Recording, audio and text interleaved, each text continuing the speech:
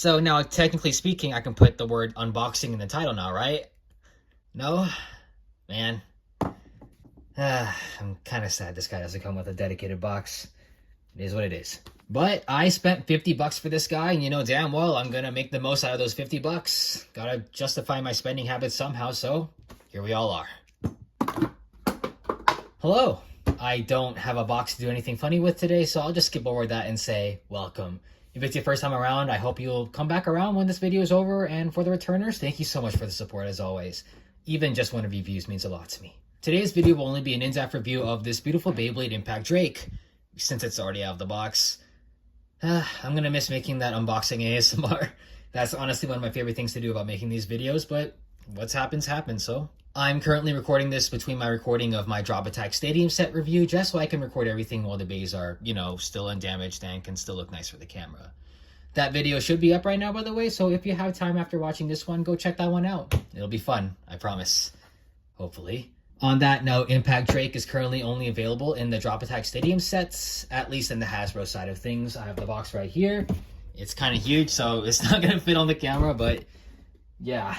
It's got a fairly hefty price tag of $50, so I can't condone you buying it just for the bay itself. But it does also come with the stadium itself and a second bay, which is Hover Wyvern. Just to sweeten the deal if you wanted Impact Drake that much. Now, Impact Drake was originally released by Takara Tomy a few months ago in a starter pack where it came with a gray string launcher, which I am kind of sad that I can't get my hands on it, but still, it's kind of insane to see that Impact Drake has come to Hasbro so soon. It's just nice to see them finally catching up. Even the CX lineup is coming in later June, and they're really pushing for that extra profits they can take from imports, so all they gotta do is fix their freaking distribution and they'll be set, man. But with intros out of the way, let's get the ball rolling. This is Impact. Who used to call me on my... This is Impact Drake 960 Low Rush, one of Beyblade X's strongest stock combos straight out of the box. Okay, one moment. I have the stats here. Oh my god, this is gonna be so stupid. I gotta hold this giant box up. Okay. You know what? It's fine. All you need to see is this part. Impact Drake is a right rotating attack bay that succeeds Cobalt Drake, given to Chrome Ryugu by Omega Shiraboshi in the anime. It's a sort of forbidden bay that's able to corrupt its users, and I don't know how much of a fan I am of the supernatural aspect, but I'll trust the writers. For those not in the know, or for those that don't have eyes, this is a UK? United Kingdom. What the heck? This release is a UX release, meaning that it's been engineered with a gimmick, and for Impact Drake, this gimmick is something called Rubber Repelling Attack, referring to the rubber on its blades, but I'll cover that in just a moment. Okay, let's begin. All three of these parts deserve good attention, but we'll start with easily the most interesting parts, that being the blade. Just as a reminder, the blade is the metal layer of a Beyblade that strikes opponents in battle, and just from a glance, you can tell that this one is something special. To begin, Impact Drake is square-shaped like all of its predecessors, with 4 blades, and naturally, it's aggressive in nature, making this blade excellent in dealing heavy damage in just a few short attacks. Throw in the fact that Impact Drake is among some of the heaviest Beyblades in the game, standing up there alongside bays like maybe Whale Wave, Scorpio Spear, stuff like that, at about 38 to 39 grams, I think, and you'll have yourself one monster of an attacker. Now, as I mentioned earlier, what truly makes Impact Drake unique is that its blades have some rubber sections at the front ends of its blades, which is where the rubber repelling gimmick comes into play. Essentially, Takara Tomy's logic is that having rubber instead of metal will do 2 things for Impact Drake. The first is that the rubber is supposed to grip onto the opponent's bay and slow its spin down as they collide, and it also makes it easier to catch ratchets and get bursts. And the second thing is that the rubber also serves as a dampening effect for Impact Drake. Instead of taking damage, the rubber is meant to soften blows whenever it gets hit, and it lets Drake keep its footing and allows it to continue its onslaught on opponents. Now, the logic is there, and it's all fine and dandy on paper, but I'd argue that the rubber only works against Impact Drake's favor in execution. The rubber does more of the soften blows things instead of the increased damage things, which sometimes leads to Drake hitting a little more softly than you like it a little too many times. It also completely destroys Drake's stamina. Yeah, no, this bay is almost completely useless on stamina and defense, and the shape just isn't good for either of those. It's got too much recoil. I think I've seen a few builds where it uses free ball or something, but like, come on. You're denying your Drake its purpose. My sword is a tool of justice. Switching gears here, Impact Drake comes with a very nicely colored 960 ratchets. 9 ratchets have 9 protrusions that stick close to the center, and don't stick out as much as other ratchets. Pretty much all the other ratchets, actually. Very subtle shape. And this is the Ratchet's main strength because of how it's shaped. 9 Ratchets are often difficult to get a hold on and burst, and they're generally balanced as well, making them a universal and versatile option that can work on a myriad of different combos where, you don't have to worry as much about bursting unlike other Ratchets. I go on to say that I don't think there's any cases where 960 doesn't really work. The most I can think of is maybe balancing Cobalt Dragoon in a spin stealing setup with Elevates, but mostly you can think of 960 as a band-aid for a lot of combos. This Ratchet, also being at a lower 60 height, helps Impact Drake get underneath its opponents for high recoil upper attacks in cooperation with its bit, Low Rush, which makes it even lower. And, the lower you are, the more uppers you get, and the more uppers you get, the more wins you get, so go as low as you can. I don't know. Speaking of which, I may as well move on to that now. Low Rush is a coveted attack bit that is a lower version of the Rush bit, which is a rare bit in itself, releasing with Dran Dagger. In Hasbro, Dran Dagger is locked behind a Stadium set, which is expensive on its own, and in Takara told me it's locked behind a deck set where you get 2 other Beyblades that you really don't need, so immediately you can tell it's less common than something like Flat. The reason why it's so sought after is because of how good of a bit it is. Essentially, Rush's strength lies in the lower surface area and its lesser gears. Rush is unique in that it only has 10 gears instead of the standard 12. If you look here, it has only 10 gears compared to the 12 that I have on my Flats. And this makes Rush's extreme dashes slower and more efficient to not only conserve stamina, but also allow for consecutive extreme dashes. The bottom of the bit is also smaller than something like Flat, meaning it uses even less stamina while maneuvering, letting attack types play a long game in addition to having access to extreme dashes. Like I said with the Ratchet, being low to the ground is beneficial since you're able to deliver those strong upper attacks. So combining everything I just said, it's understandable, why this is one of the most commonly used bits in competitive. I already had the bay assembled at the start of the video, but it doesn't hurt to assemble again, so here it is. Impact Drake, 960 Low Rush. And this is such a pretty looking bay, guys. The colors just meld so well together, and the rubber on the blades just enhance the look as well. You'll see later that this bay looks absolutely phenomenal when it's spinning just because of the extra color on the blade, so yeah, stay tuned for that. Now, believe it or not, Impact Drake is actually one of the first meta Beyblades I've ever reviewed on the channel. So far, I've only really covered average releases, so I'm honestly excited to do test battles this time. So let's just do those now. And since Impact Drake is considered to be fairly meta, I won't be going easy on it like I do with the other bays. First, we'll start off with Black Shell 460 Dot, which I'm only throwing in there because I want to see Impact Drake blow it up a bunch of times, so it's just for fun. After that, though, it'll be competitive builds. Well, the one I can make out of the parts I have anyhow. I don't have Silver Wolf or Scorpio Spear or Aero Pegasus or anything like that, so you'll have to forgive me. I'll start off with Cobalt Dragoon 360 Cyclone, a predecessor to Impact Drake. I want to see how the rubber interacts with the left spin, and hopefully a 360 Cyclone is an alright combo in general. Then we'll have Phoenix Wing 370 Hexa for a defensive down smasher combo, and then after that, it'll be followed by Wizard Rod 960 Ball, the combo we all hate and love. And lastly, to end things off, I'll do an anime accurate battle with Grand Buster 160 XL. And yeah, there's nothing else to say, so let's get started. As always, test launch first.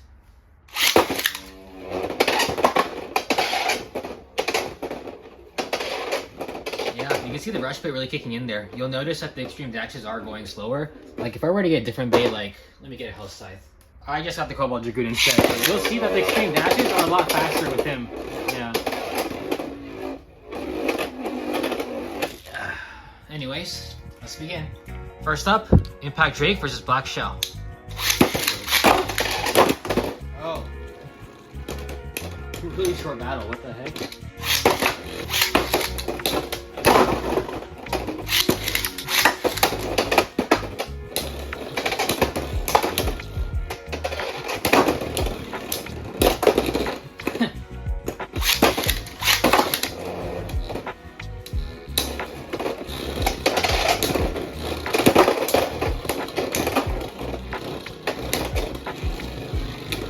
Yeah, I think he's hitting too much on the rubber here.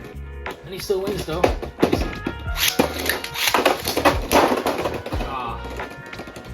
Alright, well, it was to be expected. Next up, Cobalt Dragoon versus Impact Drake.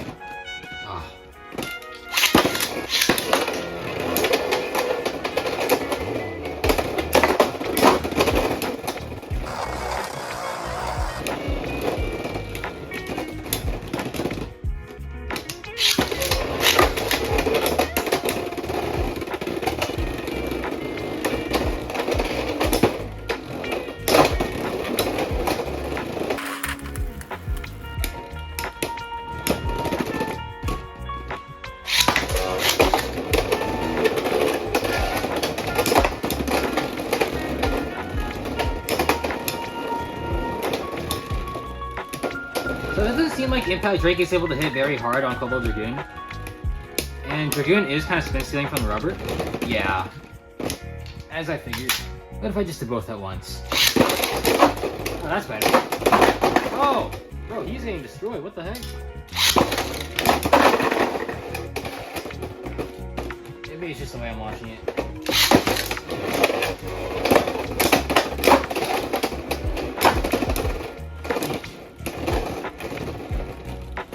Maybe I'll just go back to the normal launching.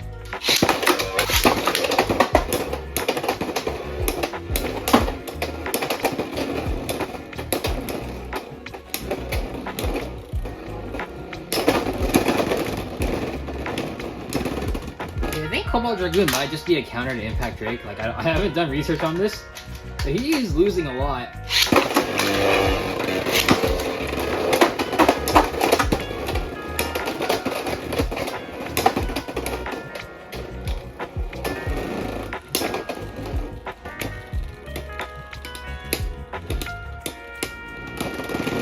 There you go.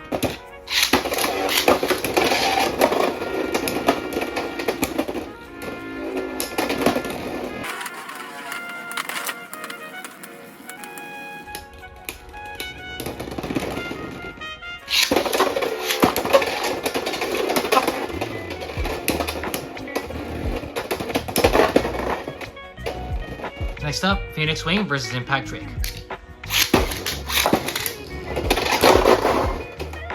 Now he's actually getting kills.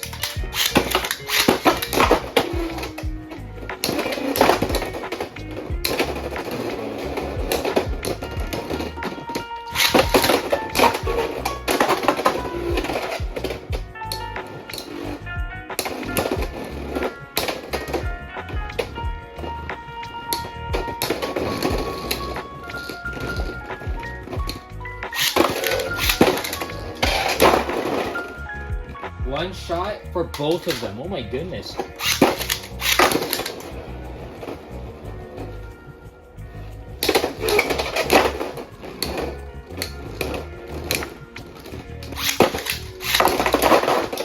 Okay, alright. Almost done. Wizard Rob versus Impact Drake.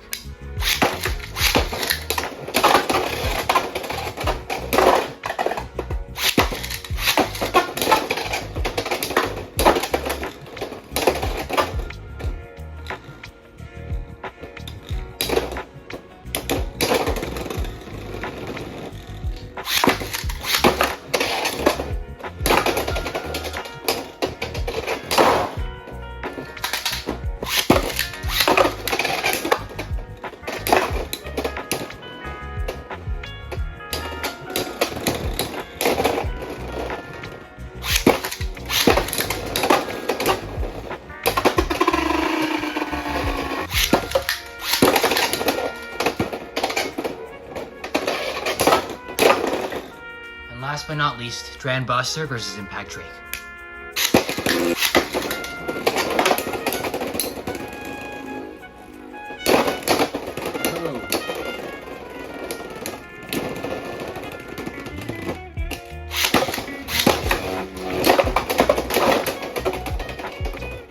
Stamina dies instantly.